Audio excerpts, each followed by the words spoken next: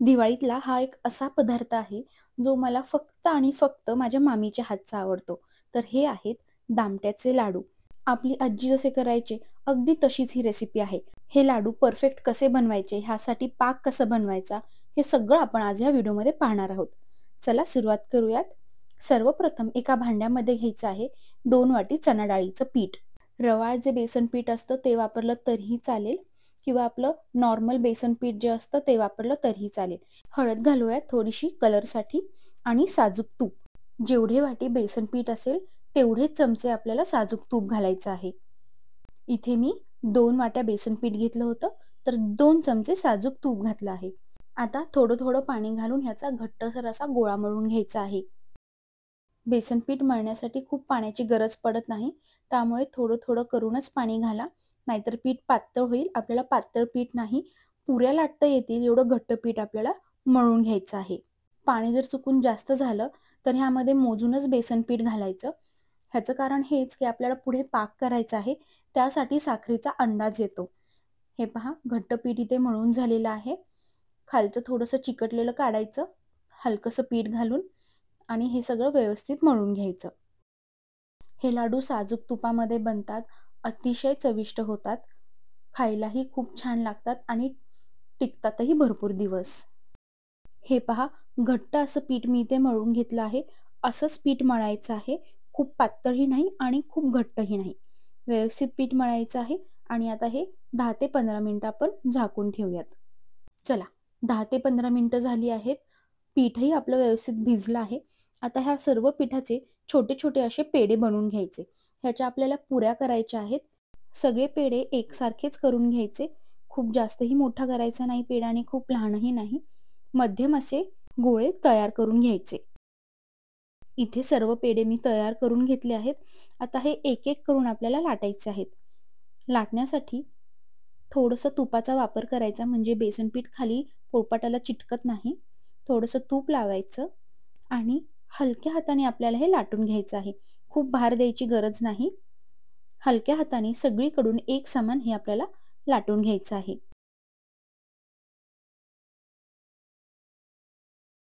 पुरी लाटण्यासाठी तेल किंवा तूप कशाचाही वापर करू शकता. पुरी इथे खूप पातळ लाटायची नाहीये, मध्यम जाडीची पुरी लाटून घ्यायची आहे. हे पहा, अशी जवळपास एवढी जाडी हवी आहे आणि अशाच प्रकारे सर्व पुऱ्या लाटून घ्यायच्या आहेत. तेल किंवा तूप लावल्यामुळे एकावर एक जरी पुरी टाकली तरी हे अजिबात खाली चिटकत नाही. सर्व पुऱ्या मध्यम जाडीच्या आणि मध्यम आकाराच्या इथे लाटून घेतल्या आहेत. आता आपण हे तळायला घेऊयात. कढईमध्ये लागेल तेवढंच तूप किंवा तेल घालायचं आणि मध्यम आचेवरती आपल्याला गरम करून घ्यायचं आहे. आज खूप मोठी ठेवायची नाही. मध्यम आचेवरती मध्यम गरम तुपातच आपल्याला सर्व पुऱ्या तळून घ्यायच्या आहेत. एक पुरी तळण्यासाठी साधारण 2 ते 2.5 मिनिटं लागतात मध्यम आचेवरती. सर्व बाजूनी हलकं हलकं दाबत आपल्याला पुरी तळून घ्यायची आहे. एका साईडनी हलकासा सोनेरी रंग आला, खूप काळपट होऊन द्यायचा नाही. हलकासा सोनेरी रंग आला की पुरी पलटून घ्यायची आणि दुसऱ्याही बाजूने सोनेरी रंग येईपर्यंत तळून घ्यायची. हे पहा, हलकासा सोनेरी रंग आला आहे पुरीवरती. मध्यम आचेवरतीच बेसन पुरी तळून घ्या. जर हे कच्चं राहिलं तर लाडूला बेसन पिठाचा कच्चा वास येतो. इथे सर्व बेसन पुऱ्या मी तळून घेतल्या आहेत आणि सगळ्या बेसन पुऱ्या फुगल्याच पाहिजेत असं काही नाहीये. ह्या बेसन पुऱ्याचा आपण चुरा करणार आहोत, ह्यांचा भुगा करणार आहोत लाडू बनवण्यासाठी. बेसन पुऱ्या गरम आहेत, ह्यांना आता थोडंसं थंड करायला ठेवूयात आणि बेसन पुऱ्या आपल्या थंड होत आहेत तोपर्यंत आपण ह्याचा पाक तयार करून घेऊयात. बेसन पुरीच्या लाडूसाठी लागणारा पाक करणंही खूप सोपं आहे, पण पाक व्यवस्थित पद्धतीने बनवला तरच आपला लाडू खूप छान बनतो. आता जेवढं बेसन पीठ घेतलं होतं त्याच्या अर्धी आपल्याला साखर घ्यायची आहे. 2 वाट्या बेसन पीठ होतं तर 1 वाटी साखर घेतली आहे. हलकंसं पाणी घालायचं आहे, पाव वाटी ते अर्धा वाटी, आणि हे व्यवस्थित साखर आपल्याला वितळून घ्यायची आहे. लाडूसाठी पाक करताना किंवा कधीही पाक करताना भांडं गॅसवरती ठेवलं आणि ते तसंच सोडून दिलं असं करू नका. तिथेच उभे राहावा, नाहीतर पाक बिघडतो. हे पहा, साखर पूर्णपणे वितळली आहे. आता साखर वितळली की पाक बनायला खूप वेळ लागत नाही, त्यामुळे लक्ष ठेवून राहा. आपल्याला एक तारी पाक तयार करून घ्यायचा आहे. चमच्याने पाक सोडला आणि शेवटचा जो थेंब आहे तो असा अलगद एक तारेसारखा पडला की समजायचं एक तारी पाक आपला तयार आहे. ही दुसरी पद्धत आहे. 2 बोटांच्या मध्ये थोडासा पाक घ्यायचा आणि पाकाची अशी एक तार तयार झाली, की एक तारी पाक तयार आहे असं समजायचं. पाक चेक करताना हात कोरडे असावेत. ओल्या हाताने कधीही पाकाची तार झाली आहे की नाही हे पाहायचं नाही. चला, एक तारी पाक तयार आहे. गॅस बंद करायचा. पुऱ्याही आपल्या थंड झाल्या आहेत. पुऱ्या मोडून घ्यायच्या आहेत. ह्याचे छोटे छोटे तुकडे करून घ्यायचे. पूर्वीच्या काळी मिक्सर नसायचे, तर ह्या बेसन पुरीचा चुरा हातावरतीच केला जायचा. आता मिक्सर आले आहेत, तर आपण मिक्सरचा वापर करूयात, म्हणजेच आधुनिक साधनांचा वापर करूयात. सर्व पुऱ्या बारीक करून घ्यायच्या, म्हणजे मिक्सरमध्ये एक समान ह्याचा चुरा होतो. हे पहा, एकदम बारीक, शक्य होईल तितकं मी बारीक याचा चुरा करून घेतलेला आहे. आता मिक्सरचं भांडं घ्यायचं. वेलची पूड जर नसेल तर मिक्सरच्या भांड्यामध्ये सर्वात आधी खाली 3 ते 4 वेलच्या घालायच्या आणि ह्याच्यावरती थोडासा चुरा घालायचा. मिक्सरच्या भांड्यामध्ये थोडं थोडं करून चुरा घालून आपल्याला हे एकदम बारीक वाटून घ्यायचं आहे. रवाळ असं ह्याचं टेक्स्चर आलं पाहिजे. हे पहा असं. चुरा मी हातावरती बराच बारीक करून घेतला होता, त्यामुळे मिक्सरवरती फिरवताना हा फार त्रास होत नाही. अतिशय छान आणि रवाळ टेक्स्चर आलं आहे. कुठेही पुरीचा तुकडा राहिलेला नाहीये किंवा वेलची पूडही नाहीये. खाली मी वेलची पूड घातली होती. व्यवस्थित असं छान रवाळ टेक्स्चर आलं आहे आणि अशाच पद्धतीने बाकीचा जो चुरा राहिलेला आहे मिक्सरवरती व्यवस्थित बारीक वाटून घ्यायचा आहे. तुम्हाला जर डाऊट असेल तर मिक्सरवरती बारीक केल्यानंतरून ह्याला चाळून घेतलं तरीही चालेल. आणि बेसन पुऱ्या पूर्णपणे थंड झाल्यानंतरूनच आपल्याला हे बारीक वाटून घ्यायचं आहे. सर्व बेसन पुऱ्या इथे छान वाटून झाल्या आहेत. रवाळ टेक्स्चर आहे आणि मऊ आहेत. आता जो आपण पाक तयार केला होता तो घ्यायचा. पाकही आता हलकासा थंड झाला आहे, कोमट झाला आहे आणि कोमट पाकामध्ये आपण बनवलेला हा सर्व चुरा घालून घ्यायचा आहे. थोडा थोडा चुरा घालायचा, मिक्स करायचं आणि पुन्हा थोडासा चुरा घालून हे पुन्हा मिक्स करून घ्यायचं.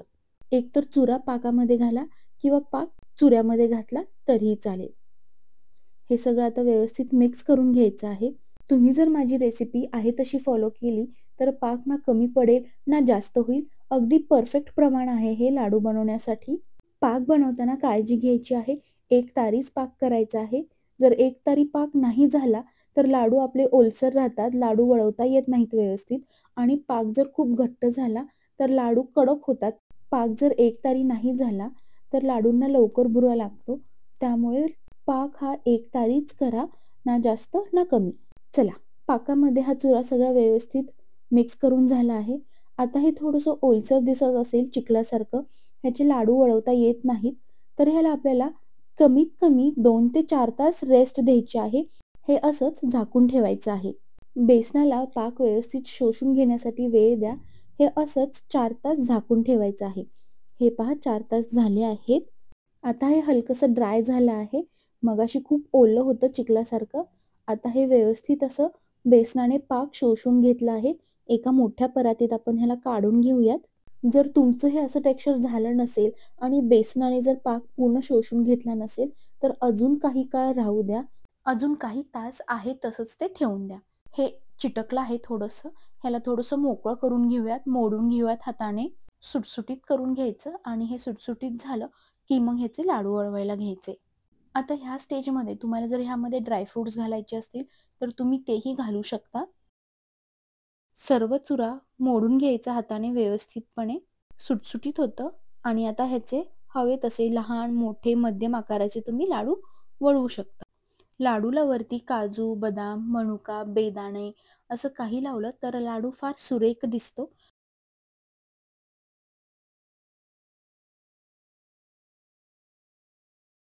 मी लाडूला थोडेसे ड्रायफ्रुट्स लावले आहेत वरती. सुंदर आणि सुरेख दिसतात हे लाडू. खायलाही तेवढेच चविष्ट. माझे तर फेवरेट आहेत दामट्याचे लाडू. दिवाळीतला कोणता फराळ तुमच्या आवडीचा आहे ते मला कमेंट सेक्शनमध्ये नक्की कळवा. आणि अशाच प्रकारे मी बाकीचेही लाडू वळवून घेतले आहेत. पारंपरिक आणि चविष्ट असे आपले दामट्याचे लाडू तयार आहेत. तुम्हाला ही रेसिपी कशी वाटली ते मला कमेंट सेक्शनमध्ये सांगायला विसरू नका. आणि जर ही रेसिपी आवडली असेल तर लाईक करा, शेअर करा आणि चॅनलला सबस्क्राईब करायला विसरू नका. बाय.